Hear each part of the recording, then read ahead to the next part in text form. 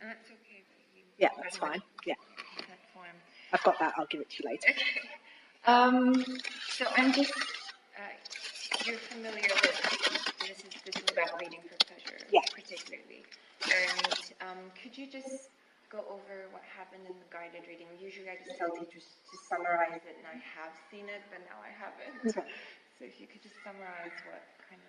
So each guided reading session, I work with a group. Okay. And we have a specific book that we read together, and it's based on their ability, basically. And then, okay, you can go, Daria, thank you. Then the rest of the class, they get to go into the book area, which is very appealing to the children. Okay. And they get to choose a book, and they just read by themselves. And they get to choose whatever book they feel they want to read, basically. Okay. But the whole point of kind of the reading area being inviting is that they want to kind of go in there and choose books and use it, basically. Okay. I observed Aisha's class, and I think they did something similar, where she was with one, and the other children had chosen, and then they came back and sat on their tables, and they're also free to share with each other. Yeah, so normally we give them a couple of minutes at the end of the session to talk about their book. We teach them different reading strategies, so we might give them activity based on that reading strategy to do with a partner. Okay. So if it's visualising, say, they have to visualise whatever they're reading in their head.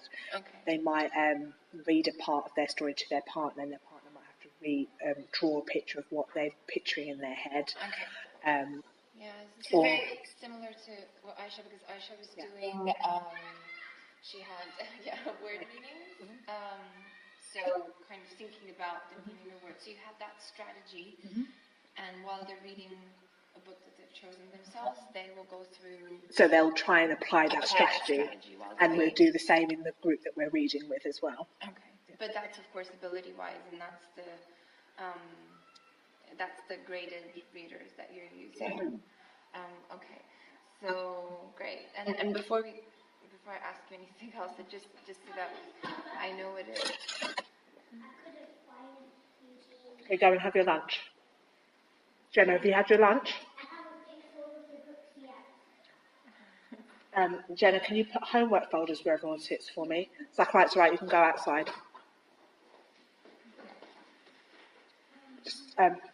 Just leave them there, Israel, and then you can go outside, please. So just, what does reading for pleasure mean to you?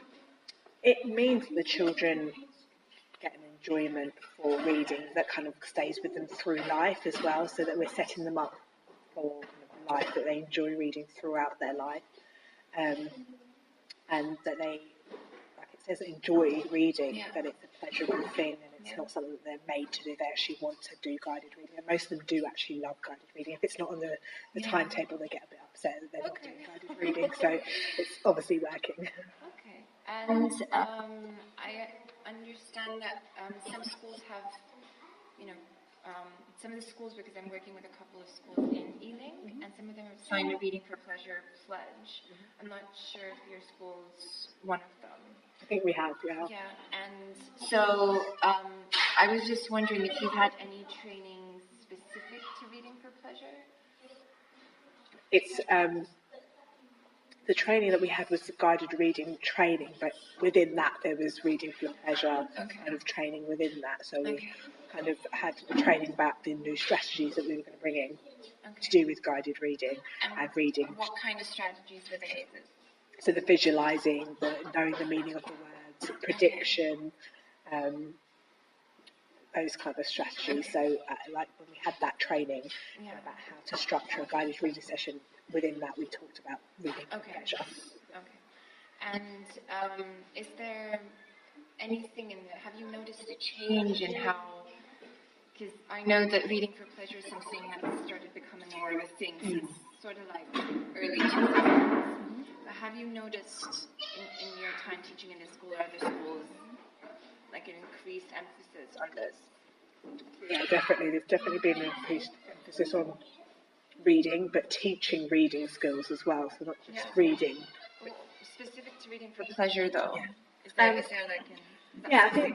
I think they enjoy reading more, and I think their ability is kind of more than it used to be as well. Okay.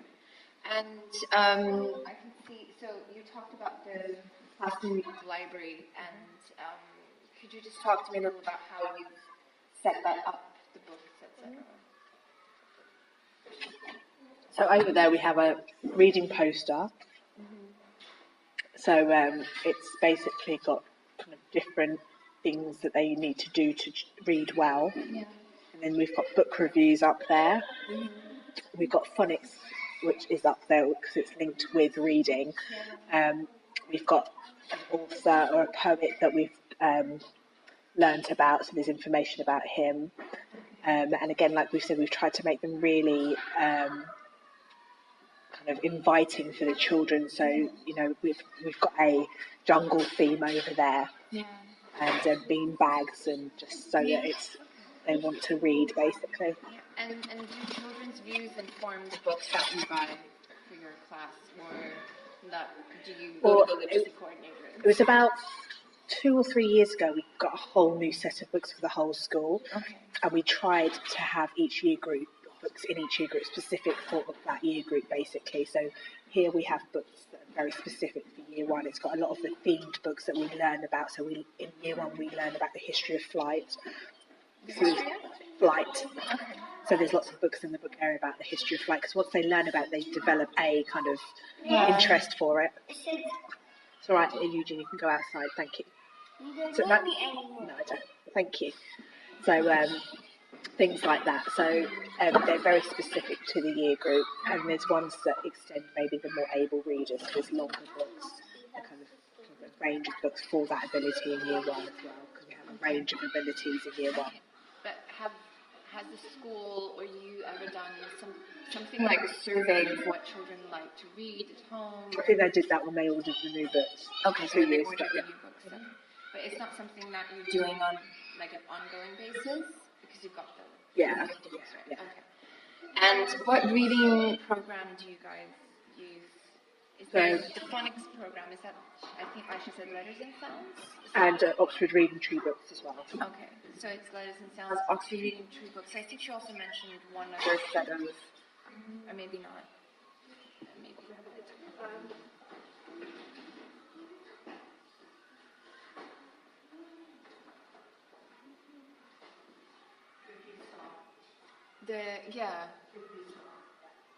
She mentioned, oh no, sound detected, it's okay.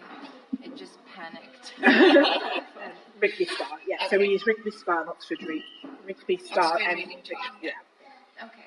And you're using you're using the phonics strand of, are you using the decodable readers, because there's the Biff, Chip and Kipper stories, and then there's a phonics strand? Yes. For the lower ability readers, so they have the phonics books, basically. Okay. And those are the books that inside cover, they have like the phonics words and the tricky words. Okay. And so you're using, okay, great. I think this I have an idea of, because you've done it with Aisha, yeah. It's very similar. Yes, okay.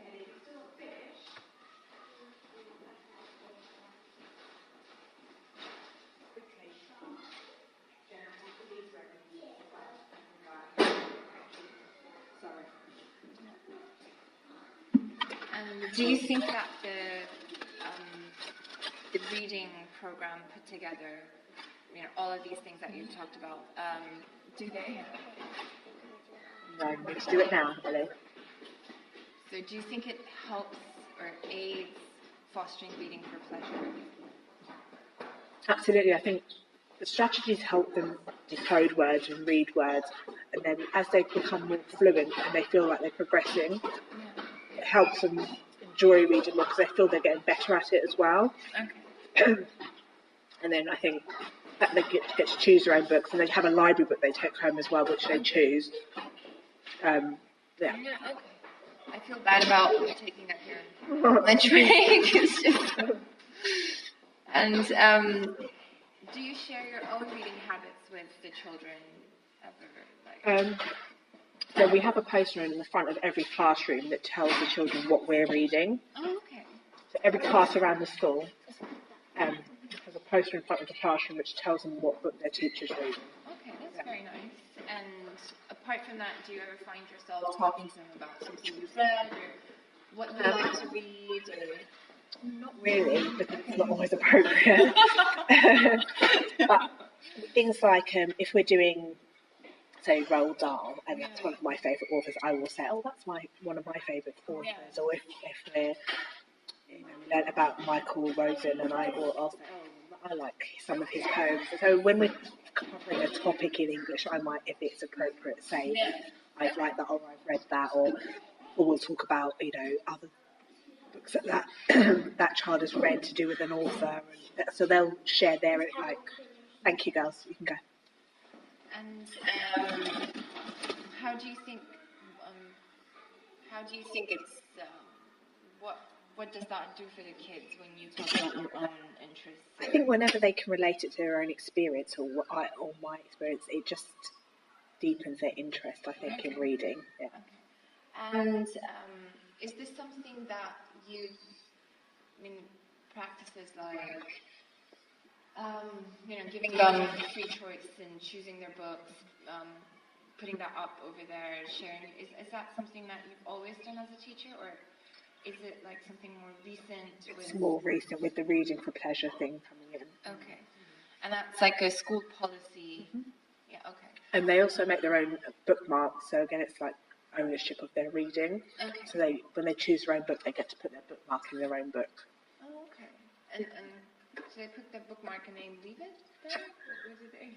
So leave it in their trays, and then the next time we have guided reading, they finish off their book. So this just stays on the stage. So and if they finish their work early and they want to read a book, the books are always there on their table, so they can read whenever they want to read. That's actually a really good idea, because I've seen in school sometimes that they have this slot, and then it goes back on the shelf, and then the children... No, so they get to keep the book for as long as they want to keep the book, and then they put it back, and they have got their own bookmark. So it's there. It's like that's kind of like, okay, so I'm going to come back to this. Yeah. And at any time there's a spare minute or two, or they finish their work a bit earlier, they can do that. Yeah. Okay. And I think you've answered this pretty much, but I'm going to ask this anyway, because I don't know. Let me see. Do year-one teachers exchange book recommendations with year-one students when you meet in your meetings? Not really. Okay. No, we kind of just stick to what books that we have. We use Pi Core Book books as so we have a class book that we read to the class at the end of the day, or whenever we've got a spare minute, and that's normally Pi Core Book recommendations. So he's got a list of recommendations for each year group, so we read those books to them. Okay, so you've got, great. And what opportunities do children get to read independently during the school day? So you mentioned guided reading. Guided reading, sometimes when there's a spare 5 or 10 minutes, they finish their work, or, I'm working one-to-one with a child, so I just need them to read. And, And what about you reading to children outside of, like, this is just reading a story to them and not... So in our English lessons, we might read them. So at the moment, we've read Little Red Riding Hood and The Gingerbread Man. So we read stories within English, but then also we have, like I said, we've got a class book that's books recommended by Core, and then we read those at the end of the day or at the beginning of the day, or whenever we've got. And when you're reading some of these books, is there storytelling that happens where you're not thinking about strategies or... Yeah, so that's just completely listening to a story and enjoying it. I might ask comprehension questions, but generally it's just reading the book to them. And you're talking about the Pi Core bit at the end of the day? Yeah. So that's our class novel, we call it. It's a class book that we all read together. Okay. And then how do you balance reading that focuses on developing reading skills and then reading time that focuses on developing reading for pleasure?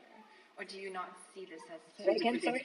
So, how much time do you think you assign to reading activities that focus on developing reading skills and reading activities that focus primarily on reading for pleasure? I think it's about 50-50. I think it's... Okay. You can go.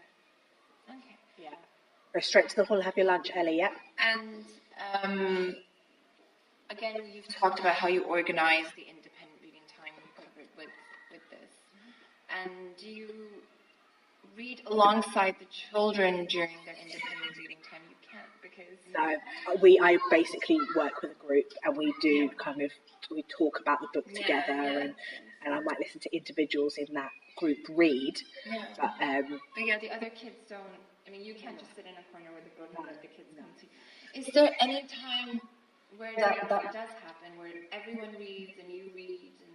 No, there's no time where I read a book and they read a book. So while they're reading, I always work with a group, and I listen to that group read one-to-one. Yeah. So each child in that group, I'll listen to read one-to-one.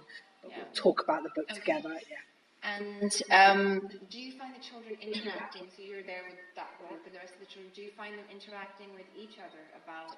Depends if we've set them a task too. So if we've said, talk to your partner about your book, then they will. But otherwise, it's meant to be a silent activity so that I can hear my group reading, basically. Okay. So it's meant to be silent reading. Okay. And so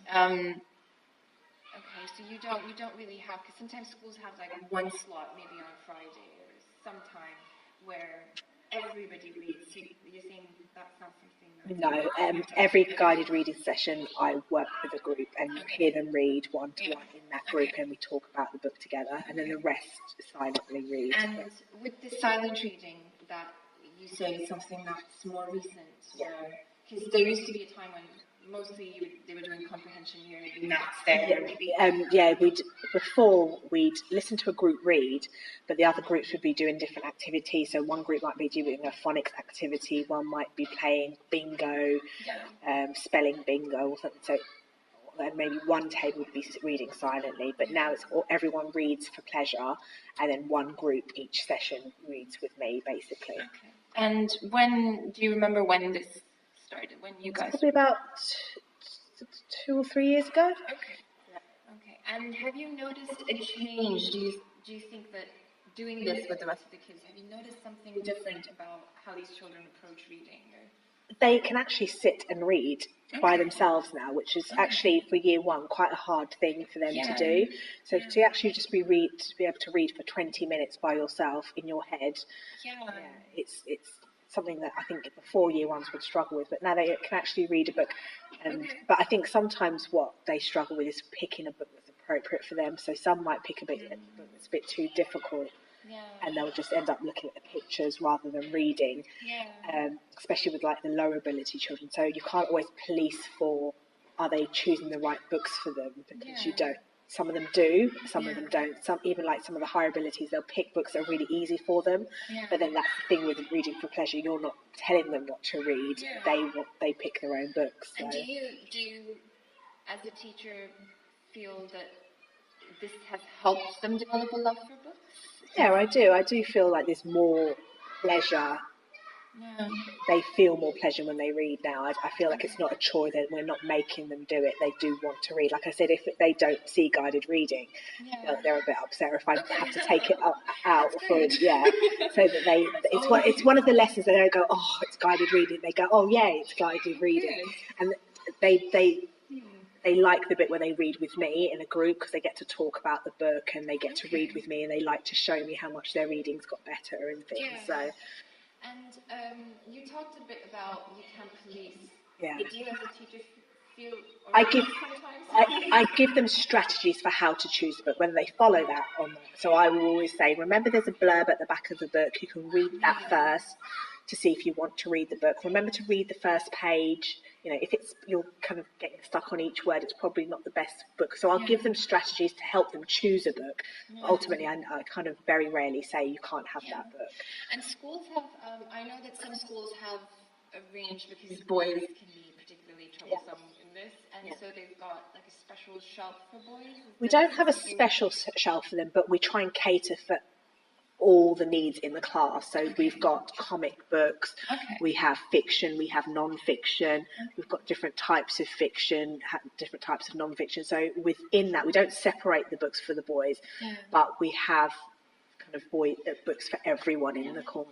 I found it really interesting. I went to one of the schools and they had like Justin Bieber and Yeah. One Direction books, Yeah. which I thought was great because Yeah. when I was growing up, that would be Yeah. regarded as absolute trash and Yeah, not to be yeah.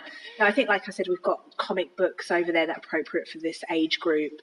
We've got a whole range of fiction, non-fiction. There's dinosaur books, which the boys love. Yeah. So, but we don't have a specific area for them. They're just there, and whoever Yeah. wants. So the girls, if they want to read them as well, they can. And so, And do you guys have digital books or is that encouraged? no, we tried that a couple of years ago. It just never really took off. So we Okay. don't anymore. Why do you think that didn't? I'm not sure, to be honest. I'm not sure. It just didn't really work. Yeah. Okay.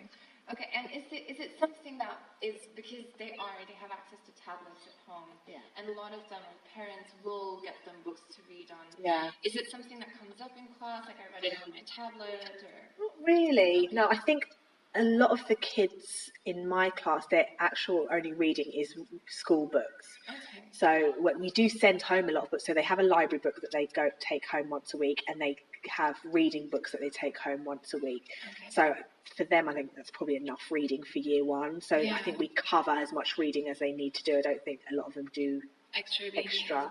Some of them do, and we reward extra reading. So they've got a reward card, and if they do extra reading, they just get a certificate. Like she's showing me 10 Yeah, books and then yeah. you get a So if they do any certificate. extra reading, they put it in there, and Okay. Yeah. Okay. Because I always wonder sometimes there's like especially I think our generation we tend to consider these are real books and then Yeah. the digital books are like no, like if they do, we'd accept that. Yeah. We'd talk about that, and that's fine. As long as we always say, as long as they're reading, that's fine. Yeah. Like if reading signs and Yeah. going home, that's fine too. Yeah. Just as long as they're reading. So Okay. And so you're saying that what I'm getting from this is that, I mean, yeah, I have a question here. This is, do you and your students get to talk often about the books they're reading for pleasures? Not so much actually, because the year one timetable is so packed, and with year one students, they take a long time to do everything. So there isn't much time to just discuss, what were you reading? But, it's something that we could do. But it's just finding the time in the day, basically. Day to do that, yeah. And, okay, who decides? I've done this. Because it's a semi-structured interview. So Yeah, that's fine. And then, do year one children get the opportunity to interact with the wider school community and share what they read with them? Not the wider school community. They go home and they talk to their mum. Like they'll probably go home and go, we're reading traditional tales at the moment, but not really the wider community unless they go home and tell their family and stuff about what they've been Or doing. what about like other years of reception or years? Some schools had like programs, buddy reading from older kids. Not really. Like once a term, we let the parents come in and they read with their children in school, and sometimes the year sixes come to read with the year ones. Okay. So, but again, that's like once a term. Okay. And do you think it's important for children to talk about what they're reading? Otherwise, Absolutely, yeah. It shows understanding of what they're reading when they talk about it, and it kind of, I think, it gets them again kind of engaged in reading if they talk about it. Yeah. And let's just see what you're saying. Yeah, we've talked about how it's the packed timetable makes this difficult. And then we've also talked about training. And we talked about. Do you think that besides the training that you've received, the school policy, the emphasis on reading for pleasure, is there anything else that you think influences your opinions or your strategies for fostering reading for pleasure? Not really. I just try and be enthusiastic about it. So I kind of set a tone for things. So whenever we, like I said at the moment, we're learning about traditional tales, and I'll go, oh, I love this traditional tale. My dad read it to me when I was younger, and so it's, I try and be enthusiastic about reading. So to set a good example for them, basically. and it seems to work. Okay. And do you find that you require or receive any support from admin or colleagues in trying to, because if it's like part of the school policy, Yeah. it's something that's talked about, We kind of share books, so in the staff room, teachers might put books in the staff room that they're not reading anymore. Sometimes in our staff briefing, we'll talk about, what book are you reading this month, or kind of, so things like that. And does reading for pleasure come up in your reading meetings where you just sit and discuss literacy generally? Is that something that comes up often? Well, yeah, we plan our guided reading sessions. So when we're planning guided reading sessions, we'll talk about what we're going to do in them. So we talk about, the reading for pleasure aspect? more teaching the strategies, but we always try and put in pleasurable activities so that it is fun and engaging for them. And has how you involve the parents of your Year 1 students changed much since your school began involved with the Reading for Pleasure initiative? So like we said, we invite them to come in and read with the children and once that was a term. something that wouldn't happen? No. I think the parents, again, were invited in to come and see our reading corners, so they could, be involved in the kind of strategy as well. Okay. And I think she said that you did have like reading workshops for parents where... Yeah. And is reading for pleasure something that is talked about in those? Or? I think so. I wasn't there, but yeah, I'd assume so because it is a big drive for the school. Yeah. So. And do you collaborate with the public library or encourage parents to become members?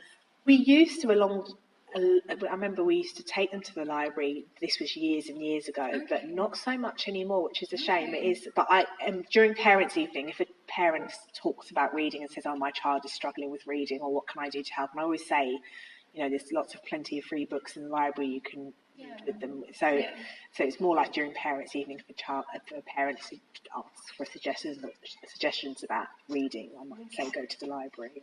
And would you say your colleagues, specifically other Year 1 teachers, have helped you develop your reading for pleasure practices? I think it's very consistent within the year group. So we all do. I'm sure when you talk to Aisha, she said pretty much the same as what I was saying. So it's very consistent within the year group. Okay. And you've talked about the reading for pleasure meetings, etc. as well. And do you document the impact your efforts at fostering reading for pleasure have had on children? We document. They do reading comprehension tests as such, but you can't. It's quite difficult to measure reading for pleasure. Yeah. But I can say, like, for some kids, it was quite difficult for them to just sit and read for, a sustained period of time. And now I can just see that they find it a lot easier. Yeah. Whether that's because they're enjoying it or because they just have to, I don't know. But there's definitely more of they can sit down and read for longer, and they seem engaged in the books that they're reading, which is good. And you have, for example, if you have a couple of kids in class that are proficient readers but still don't seem to like reading, is that something that's brought up in meetings, and would you think of strategies to get them more interested? Most of them do seem interested in reading, and so it's not something that comes not really. And that's interesting to me, but then again, you don't have, because where I got interested in this was because I worked in a school where they had 1 hour every day where they could choose from a whole range of activities, and there was one of them was that they could read in the classroom library, and they never really, when they had the trucks, they had the tablets, they had all of that, and there'd be like 2 children here and kids in those other corners. So for me, it's interesting that even if they're engaged within a lesson, they will not choose to even for 10 minutes go and sit there. Yeah. And is that something that you've ever I think if there was a choice of playing with Lego and reading a book, some of them would choose reading a book, and actually it'd probably be more the girls than the boys, I have to say, but some would actually choose to read a book. So, So that's something that I'm interested in, kind of trying to figure out how we can get them to choose a book over Lego. I think a lot more would these days than before. I think so. I think, Okay. And do you think that in trying to foster reading for pleasure, independent reading, etc., do you think that year one teachers face added challenges compared to other? I think so, because I think when they're older, they have the skills to read. So